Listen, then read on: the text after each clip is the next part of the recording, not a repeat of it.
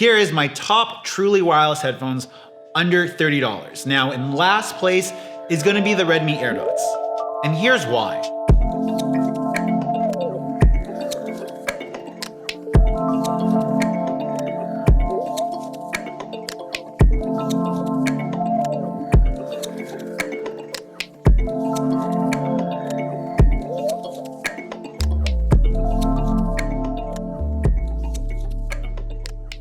Should be no surprise that the Redmi AirDots are the last on my list.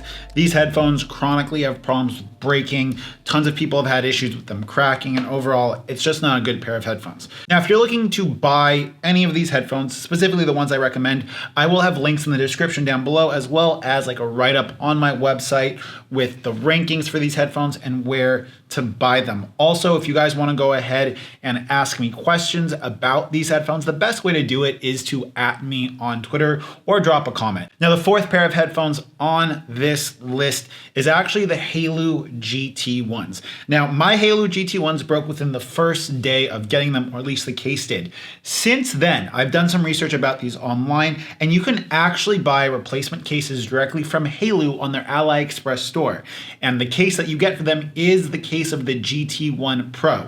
The headphones themselves are identical between the GT1 and the GT1 Pro, but the fact that they make a case readily available when you eventually break this case is nice.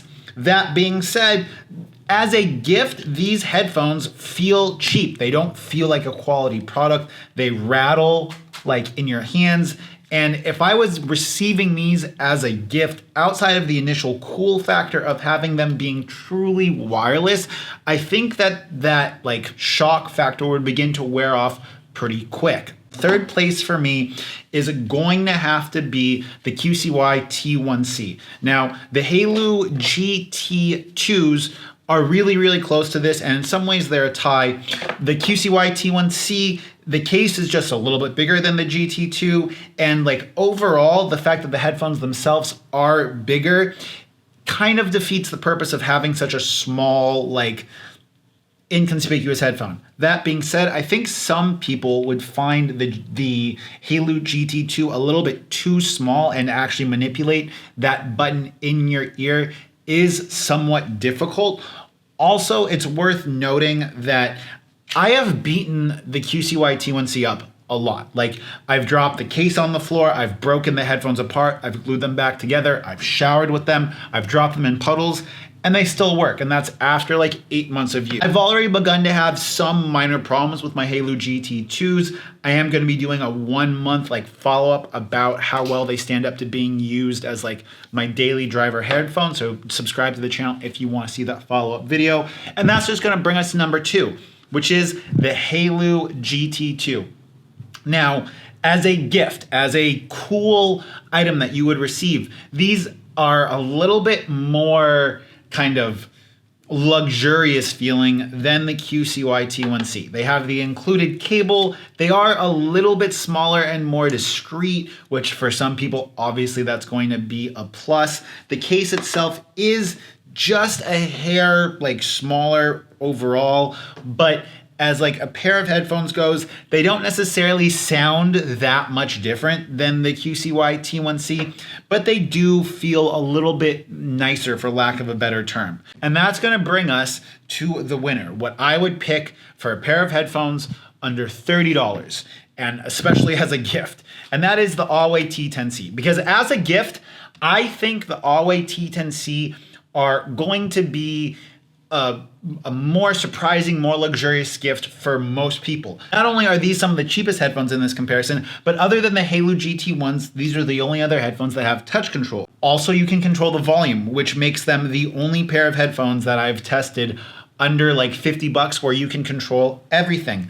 Also, because the headphones themselves are bigger, actually activating the touch controls is more convenient than on the Haylou GT1s. When you couple that with Qi wireless charging and case indicator lights, and in my opinion, there's really not much comparison.